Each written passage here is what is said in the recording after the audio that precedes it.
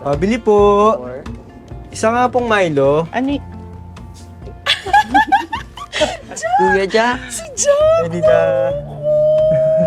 Sinurpresa mo kami. Hindi ka naman. nagsabi. Oh. Uy, pogi-pogi naman bansong to. syempre mana sa'yo, kuya. Ikaw yung nanalo ah.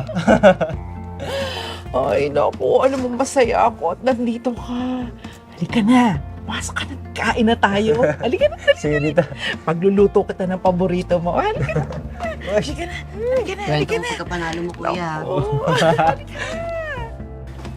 Jack, Tita, basta ka na, anak. Ha? okay naman po. Baka nagpapakapagod ka, ha? Nakakapagod po talaga yung pageant, tita. Pero Kamusta? pagod po eh. Baka naman pinapabayaan mo ang sarili mo, ha? Hindi naman po.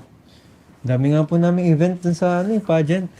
Buong 3 weeks yata kami nandun. Puro activities. Iba't iba. Eh, kailan nga pala yung alis mo pa international? At saan ka ba pupunta?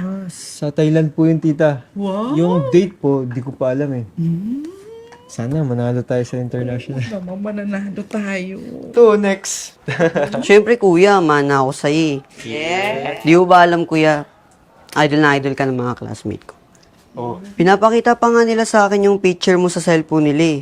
Sabi ko, kuya ko yan. Oh, idol nila ako. Ikaw, idol mo ba ako? Pwede na rin, pero mas idol ko pa rin si Ate Kylie, yung nanalo sa Miss Universe. Kylie?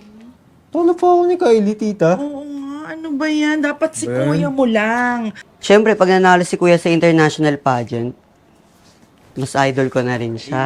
Oh, Siyempre.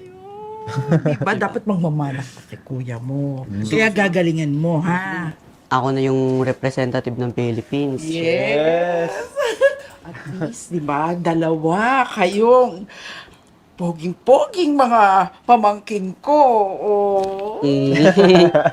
Mahal na mahal ko kayo. Ay, teka lang. Baka nagugutom kayo, ha? Oh, sige, tita. Kukuha ko lang kayo. Okay lang kay tita. Tito, okay ka lang? Tita. Tita. Uy, tita. Tita.